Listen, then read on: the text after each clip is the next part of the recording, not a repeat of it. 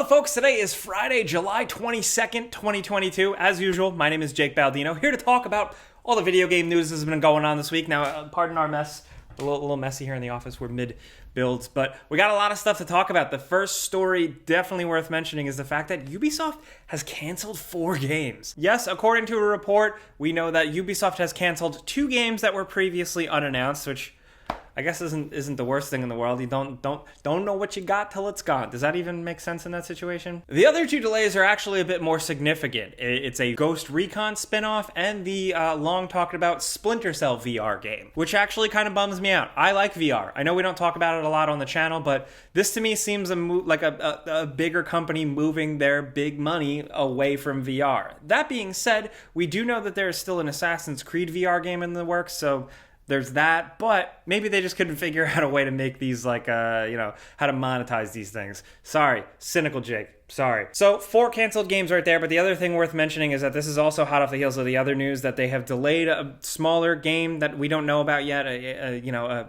previously unannounced game, but also they've delayed Avatar: Frontiers of Pandora, upsetting everyone, I'm sure. Hey, actually, listen, okay, I think Avatar is actually a good movie, and I actually didn't hate the first Avatar game, but that's just me. Whatever. Do you like Avatar? Be sure to let us know in the comments. The other quick little bit of Ubisoft news that I actually found pretty interesting is kind of more confirmation or more rumors suggesting an Assassin's Creed in Japan thing. Now, we briefly mentioned that last week with all the new Assassin's Creed location rumors, especially with Jeff Grubb, specifically the journalist, reporting that Assassin's Creed Japan is potentially a thing. That being said, now Jason Schreier, another journalist who often gets Ubisoft and specifically Assassin's Creed scoops, has stated that there is an Assassin's Creed Asia thing. Possibly this is going to tie into one of the actual locations in the Assassin's Creed Infinity, kind of a bigger concept game, but we don't know for sure. But it's more rumblings of an Assassin's Creed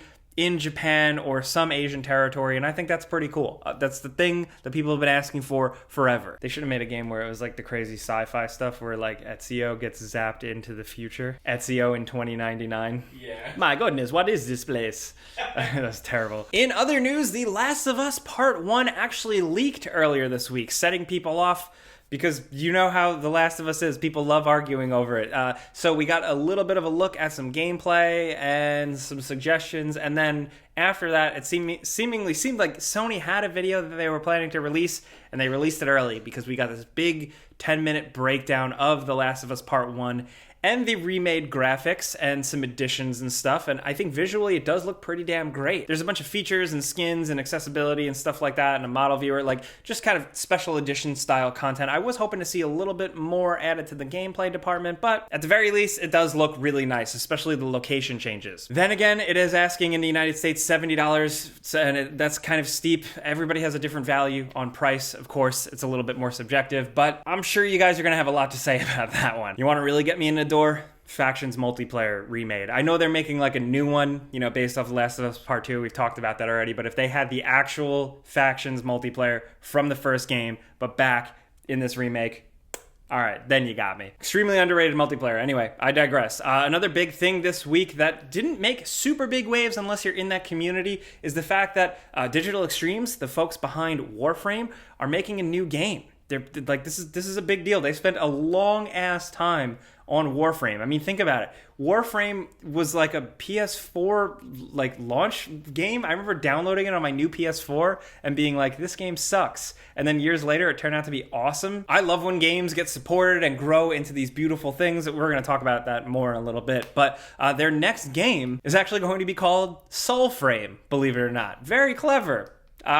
It's going to be apparently a more fantasy-style MMO with a focus on melee combat. The trailer is really just seemingly cinematic, but the vibe, the character designs, just the sci-fi fantasy stuff going on does seem pretty cool. So we'll see where that goes. I mean, they could pull it off. At this point, Warframe and Digital Extremes has become a really big thing. I mean, they have TennoCon, they have their own conventions. So I'm really keeping my eye on their next game. Just because I missed the boat on getting deep into Warframe, maybe I'll catch this next one, Soulframe. Now, like what I said, speaking of games that just stick around for a long time and continue to get supported and get better and better, No Man's Sky's got another update. I feel like I talk about this all the time on this show. This game is the gift that keeps on giving. Like, I feel like the $60 I spent on it back in the day where it was like, just has continued to really provide dividends. And this newest update is called Endurance. This brings more freighter captain content and capital ship stuff. It's just more on a huge pile of stuff to keep you busy if you're playing this game. It's wild. Along with that, it just dropped this morning. Gotham Knights has been like getting individual character trailers, and the newest one is for Batgirl, showing off some moves, some weapons, and the different skins. For me, the jury's still out on this one. I definitely got to play it. I got to feel that combat to see, because it looks a little, I don't know. But all the Bat characters, like their character skins are very cool, at the very least. Hey, next up, this episode's brought to you by Casetify. Now, consider leveling up your phone life with these sick case designs for iPhone and Android. They have an endless amount of cool designs, and you can even customize your case to match your handle or your Discord group or your clan, anything you want. I highly recommend just putting something dumb, but that's just me. Now, the cases are sleekly designed, but offer tons of protection thanks to the high-end material. Like, the impact cases are 6.6 foot drop test approved, and the ultra impact cases are beefed up to drop protection of 9.8 feet. So let's roll the drop test. I'm so scared. Okay, let's see. Drop test 1. Oh!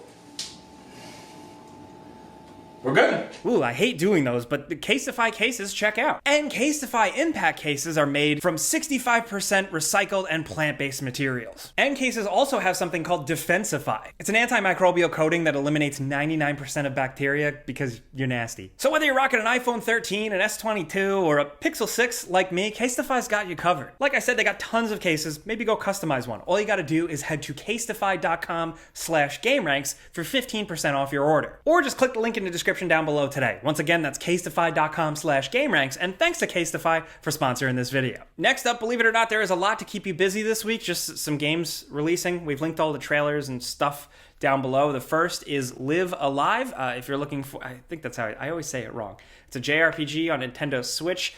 Some of my classically trained Chrono Trigger type dudes might really vibe with this, so put that on your radar. Oh, along with that, Forza Horizon 5's Hot Wheels thing is apparently pretty awesome. I was talking to a friend of the show, Skill Up. He really pitched me on it. Probably going to try and find time to play that this weekend because it does seem pretty wild. I also just feel like at this point, like the big Forza updates, like they don't really miss. I really like the Lego one from the previous game, so yeah. Also this week, speaking of Xbox, as Dusk Falls released, it's more of a story-based game. The art style and the presentation might be a turnoff at first.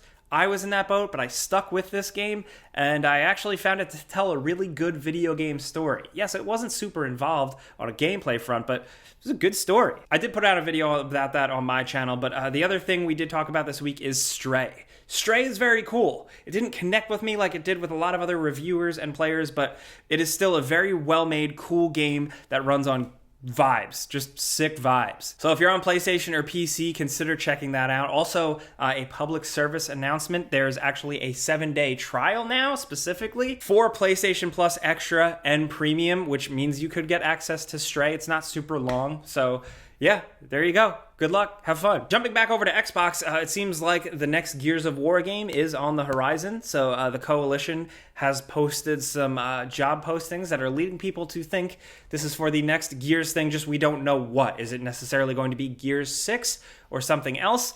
It's probably at this point, timing-wise, gonna be Gears 6, so yeah, something at the very least on the horizon for eventually. Along with that, if we're talking about Microsoft Studios, Minecraft has actually just completely dunked on NFTs. They announced with a pretty well-worded statement that they are not allowing NFTs or anything of that kind in their game. The quote is, "To ensure that Minecraft players have a safe and inclusive experience, blockchain technologies are not permitted to be integrated inside our client and server applications, nor may Minecraft in-game content such as worlds, skins, persona items, or other mods be utilized by blockchain technology to create a scarce digital asset. NFTs are not inclusive of all of our community and create a scenario of the haves and the have-nots." If you're interested in this stuff, or if you keep hearing people complain about it and you're not really sure what is going on, their actual full post is pretty good, so read it. And one more thing, along with that, sticking with Xbox, Discord and Xbox is now officially a thing. More Discord or more things, always a win, I think. I think it's a great platform for communicating in video games and stuff. Like, I mean, I have it even on things like my Steam Deck, so yeah. Oh boy, and in case you missed it, they are making another Mortal Kombat movie. Yes, the one that released on HBO Max like a year or so ago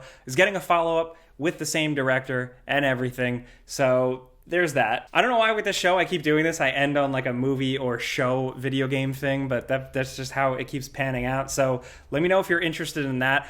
The response to the Mortal Kombat was divisive. Like, I liked parts of it. I don't know. I kind of forgot it. That's where we're at this week. Actually, a little bit of a quiet news week. So I want to hear from you guys in the comments what you think about everything going on. I'm sure you have something to say about The Last of Us. Everybody does. Also, what do you think about the Minecraft NFT thing? Did you have a brilliant idea for blockchain tech in Minecraft? And most importantly, you know, of all the stories, I just want to know, what are you playing this weekend? As you probably know, we do a pinned comment in the comment section. That first pinned comment from us, drop in that thread what you're playing this weekend, because we always like to see what you guys are playing, new or old games, just so we can kind of cater and tailor our videos and our info to you specifically. It legit helps with this show and the news and everything like that. So yeah, long-winded way of saying just drop your shit in there. Thank you for coming around though and watching and getting caught up on the news with us. We very much appreciate it. We're always here every Friday. So clicking the like button's all you gotta do. We very much appreciate it. But we put out videos every single day. I'm Jake Baldino. Catch me here. Catch me on the Before You Buy videos. My new podcast, Friends Per Second. That's it. See you guys next time. Have a great weekend. Pizza's on me.